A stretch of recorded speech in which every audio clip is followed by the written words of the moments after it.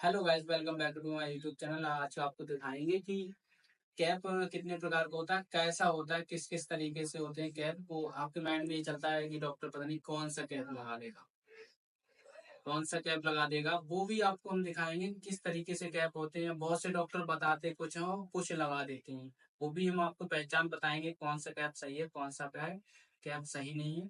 तो क्या है, सबसे पहले हम आपको बात करते हैं कि मेटल, सिरेमिक और जिरकोनियम और एक्रेलिक कैप और प्योर मेटल, सारी चीज आपको दिखाएंगे। ये है कैप। तो सबसे बेस्ट कैप कौन सी रहेगी वो आपको बता देंगे हम आपको।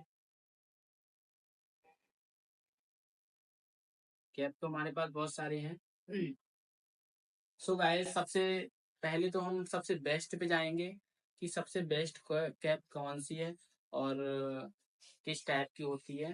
तो गाइस, ये जो देख रहे हैं आपको, ये कैप है सबसे बेस्ट। इसका नाम है जिरकोनियम। जिरकोनिया जिसे कहते हैं, इसके अंदर मेटल नहीं होता है, नॉन मेटल होती है। देख सकते हैं आप, ये जिरकोनिया है।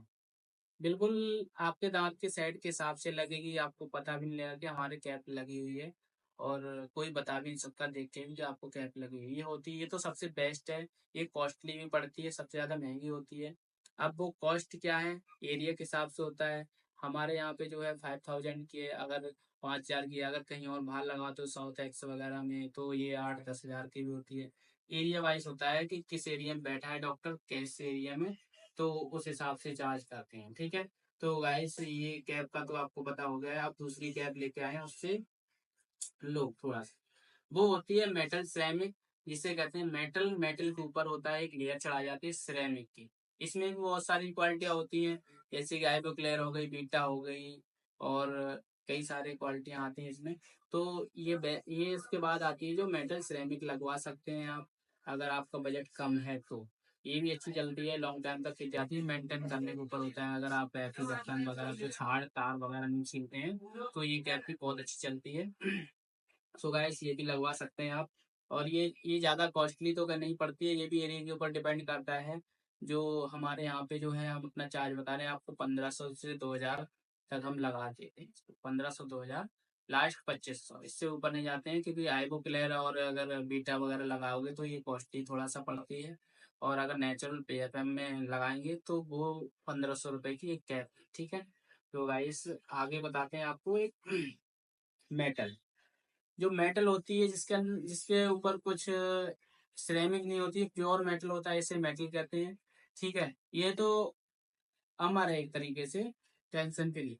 एक बार लगवा ली तो ऐसे ही रहनी है, इसमें ना कुछ घिसना है ना कुछ लिखना है, क्योंकि ये प्योर मेटल मेटल की है। और ये लॉन्ग टाइम तक, ये तो लॉन्ग टाइम तक चलती चलती है। इसमें कोई दिक्कत होती नहीं है, क्योंकि प्योर मेटल है। अब उसके बाद आती है एक्रेलिक।